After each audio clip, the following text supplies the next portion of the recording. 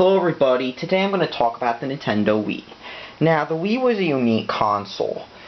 In the past, normally the one that sold the most lasted the longest, and pretty much would have tons of third-party support as well. The Wii changed everything when it came to that. It also did some other things which I'll get into, but let me talk about why. Nintendo decided that instead of making another console like the GameCube, which has a pretty good reputation still amongst gamers, even if it's kind of overrated, it still has somewhat of a good reputation because it did have many multi-platform games, and it also had other stuff such as certain exclusives, such as the Capcom 5. Of course, the Capcom 5 was also another instance of Nintendo blowing third-party support opportunities. Seriously, look it up. Nintendo pretty much screwed up when it came to that because the GameCube was selling poorly, and most of the games in the Capcom 5 were ported to the PS2. And 3 out of the 4 of them that came out were on the PS2. So let's talk about the Wii. Nintendo decided that during the GameCube era that they didn't really need graphics, they didn't need good hardware, and they didn't need third-party support that much. And this is some of the things they said during the GameCube era. Iwata and Hiroshi Yamauchi, or whatever that guy's name is, the former CEO of Nintendo, both said this during the Cube era. So they ended up making a console based off gimmicks. What gimmicks? This gimmick. The sensor bar, which, as you can see due to the camera, is basically a bar with a bunch of infrared LEDs that track the Wii controller, similar to older arcade machines. And of course, you have the controller, the Wii Remote. The Wii Remote was pretty much designed to be a controller for motion gaming. And even though it was only one-handed, there was an add-on called the Nunchuck sold, which would let you use an analog stick and 2 other buttons with it. This is what many games used with the Wii Remote if you didn't have a classic controller, to try to get pretty much the same as a normal controller. There was also an add-on released called the Motion Plus. The Wii Motion Plus was a dongle. If you clipped it onto the bottom of the controller, it would allow you to have more motion capabilities. So, let's start off with the console itself by taking a look at it. Now that I've gotten over the controller, which is what they hyped up a lot in the media. On the top, this is an older Wii, as you can see, because the panel's been removed, and you can see 2 cube memory card ports, 4 GameCube controller ports. These were used a lot by Smash Brothers players, and many Wii games could take advantage of them. On the rear here, you've got a noisy fan, 2 USB ports, a sensor bar cable, which is extremely thin. You've got the power brick right here, and the AV cable. Now, I currently have this connected right here, and as you can clearly see, there are a few flaws with the system if you didn't see them already, and let me point them out to you. The first one is that the system lacks HD output. This system came out 2 years after the 360, which could output 1080i at launch, and was later patched to support 1080p. This was not native though, this was upscaled, but the Wii couldn't even upscale it to 1080. What doesn't help matters with Nintendo is the fact that when the Wii came out, pretty much Nintendo said that they didn't care for HD and that HD was irrelevant. Now, here's the thing. Not only did the Wii lack any sort of HD output when even last-gen consoles, for its time, like the PS2 and the original Xbox, could do HD, but here's something that makes it even worse. You see, many people were playing the Wii on HD TVs.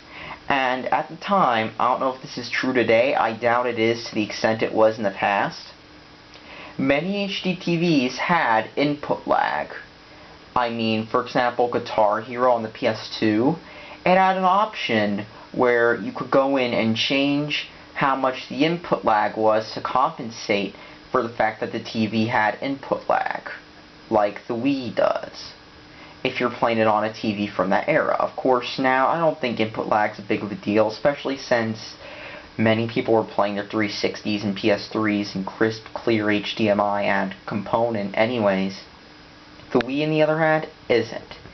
It has blurry video if you output it to a TV. And there's a reason why people were using the Wii U for the Wii backwards compatibility, because at least the Wii U could upscale it, even though it wouldn't render it in 1080. Another thing to mention about the Wii is the online and the Ethernet. You see, Nintendo cheaped out on the Ethernet port. Somewhere along the line, they decided that that online wasn't relevant. And in the GameCube era, they said this. Of course, Halo 2 came about, and many PS2 games came about, and because of this bad timing, Nintendo was a generation behind in online. They had GameSpy, the people who pretty much did online for many PS2 games and PC games before the Wii came out. They made them do an online solution. And it was terrible, mainly because they probably made it Nintendo's way, so it lacked many features GameSpy on the other systems had. You had to use friend codes to add people, and both people had to put them in. For example, you couldn't send friend requests like in many PS2 games. And another amazing thing, there was no Ethernet port. So, you had to buy a USB Ethernet adapter, or you had to play with Wi-Fi. Now, the Wii's Wi-Fi modem isn't that good. It's only wireless G. So if you want to play online, you have to put up with it. Not only the lag, but if your Wi-Fi router isn't the best, you might have to have like a door or two open just to get connectivity, and that's what had to be done to use Netflix on this Wii. In fact, let me tell you another thing about this. The Wii pretty much has channels for instant video, and that's probably the only decent part about this. The only problem is, there are many things that can stream the video in better quality than a Wii, because a Wii is standard definition, making the Wii useful only if you have an old standard definition TV. And let me just talk about the front quickly. There's power reset, sync button, SD card slot, eject button, and a disk drive.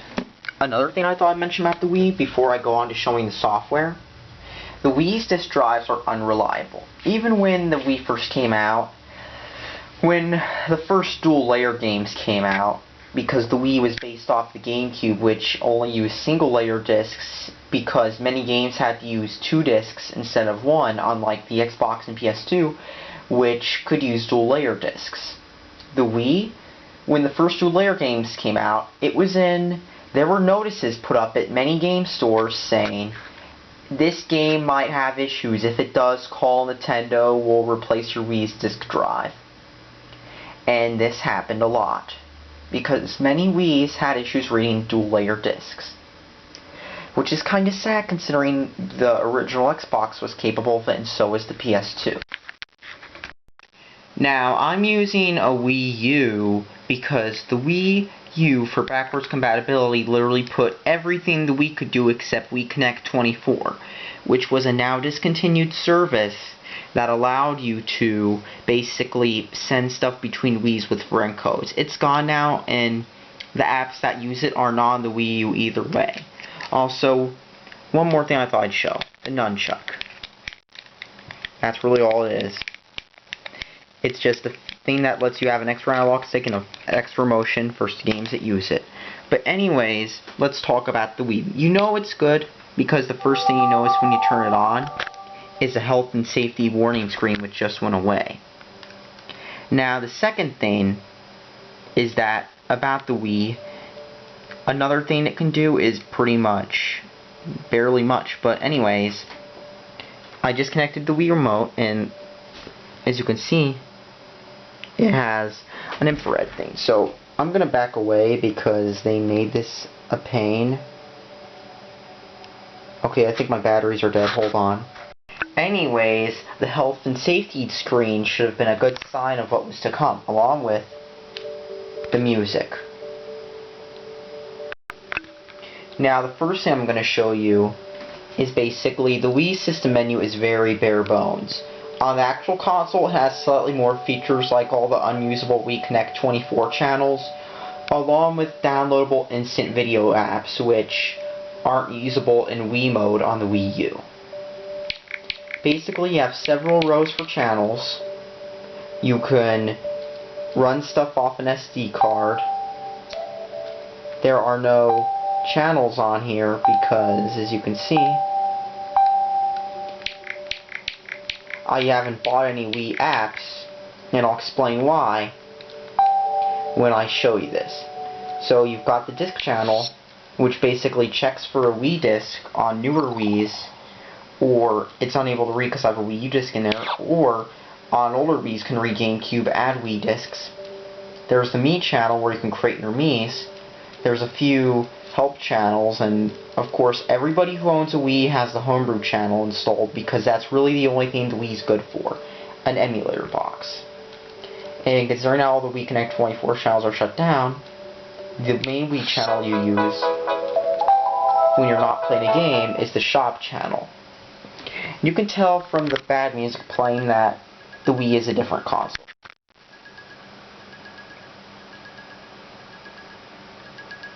So it's connecting to Nintendo.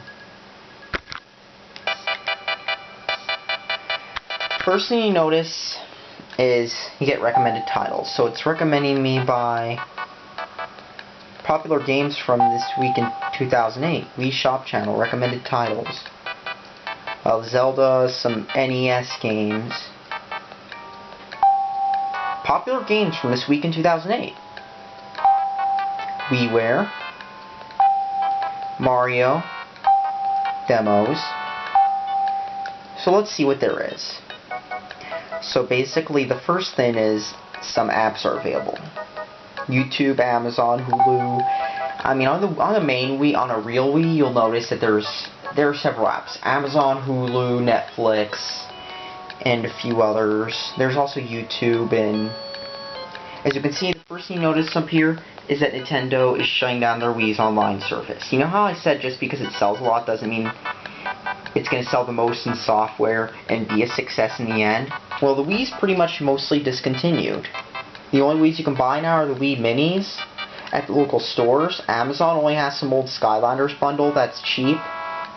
And of course, did I mention that many Nintendo Wi-Fi games are getting shut down while the 360 and PS3 are still playable?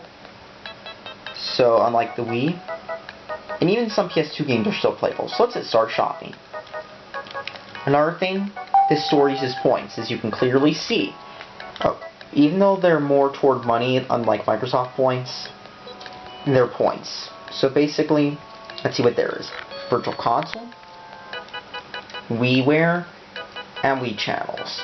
So let's go to Wii channels. There's going to be very little on here because the only thing is Wii System Transfer, which lets you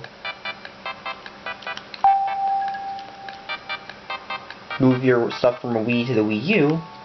Funny enough, on the Wii U, but the instant video isn't, and some update for some other game. WiiWare. So let's see what's popular on WiiWare, since what's popular can always tell you about what's on the console. Popular. Loading pretty fast, probably because my Wii U must have better internet or something. Pokemon Rumble. Frogger Returns. Dr. Mario Online RX, which is going to have Wi-Fi shutdown. Some Deer Drive Legends game. Look at all this. Casual stuff. This is the most popular games on the Wii U. I mean Wii. Virtual Console. And look. I mean not Virtual Console, WiiWare. Look. All casual stuff. Why do you think many developers didn't like the Wii? And half of them are either casual games or games that try to pander to retro audiences who think that the past was always better. Newest games. Some Deer game. Most of these I haven't even heard of. Oh, look at that. There are most of these games I haven't even heard of. Except for Retro City Rampage, because that's one of those games that's on nearly every console. I mean, look, there are only a handful of notable indie games or that kind of stuff on WiiWare. I mean, I only know of, the only two ones I know of are that are even notable are the Bit Trip ones, World of Goo, and Retro City Rampage, and most normal people haven't heard of them. So let's see what's on Virtual Console. Popular titles.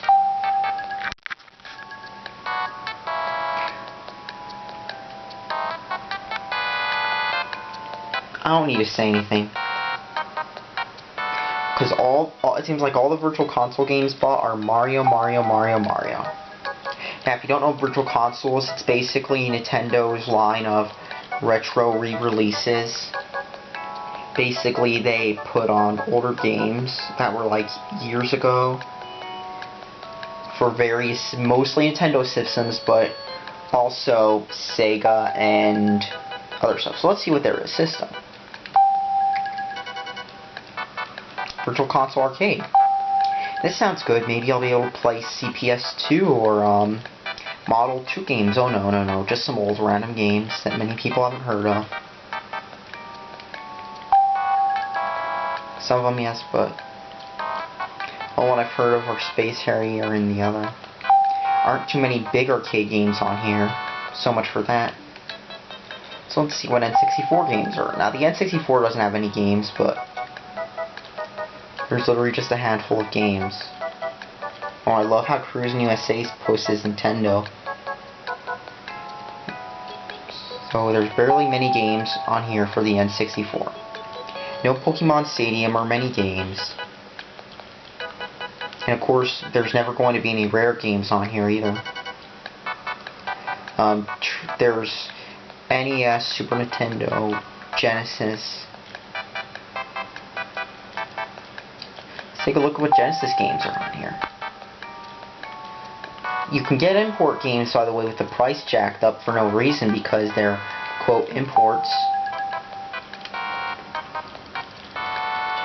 Even though they're not really imports because they're based, if it was import, you'd have to like use the whole other account just to get into it. So basically, let's take one more look. Genre. Let's go to import. This could be good. There might be, say, some big games. Oh no, just one or two of them are notable, but many of these, I mean, or Shin Megami Tensei. Sure, for every one or two decent games there are, many of these nobody's heard of. I mean, let's be honest, nobody's heard of, I mean, look, really, Street Fighter 2 Champion Edition on every other system on the freaking import thing. And I gotta love how they jacked up the price of the actual Super Mario Bros. 2 because it's a quote import. Not to mention there's only one game on here that uses Nintendo Wi-Fi. I mean, Pokemon Snap had some Wii Connect 24 stuff, but yeah. All in all,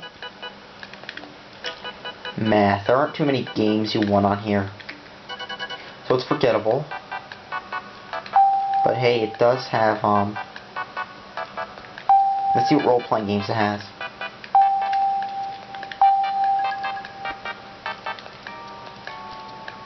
Okay, it's not too bad. At least they have Chrono Trigger and the main Final Fantasies, but Final Fantasy V isn't on here. Nor is, let me think. Nor anything from Atlas. The SMTs aren't on here. Hey, everybody wants to play Phantasy Star 3, right? But anyways, yeah. Oh, look. Zelda in the RPG category. Well, let's go back. In some arcade game in the RPG category. Do these people... I don't even know anymore. So let's go to the main thing. Settings and features. Just redeem code and remove your account.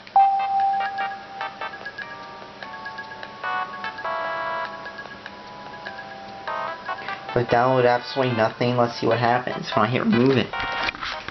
Oh, so I can remove the account, but basically, yeah. Yeah, I don't even know. You can't. There's no transfer. You have to call Nintendo to transfer your stuff. No accounts. None of that.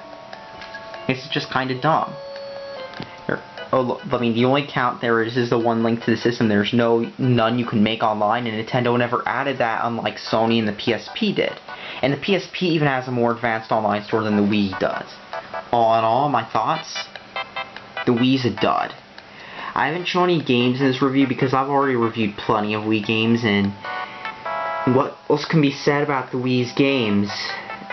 It's an underpowered console, but to make it worse,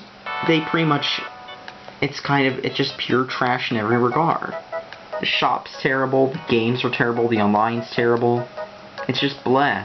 Thanks for watching, subscribe for more. One thing I forgot to mention too is, unlike the 360 and PS3 where if you pause the game you get a menu, this is what happens when you hit the home button. This is all you can do. Go to Wiimote, Wii menu, reset, turn your volume up of the internal speaker because they added it for some reason in the controller. And that's really all you can do. And it pauses your game too, so it can't do it in an online game, for example, like with Mario Kart. One more thing. You can still buy PSPs new. You can still buy PS3s new. You can still buy 360s new. You can't buy a new Wii or a DS. That's all.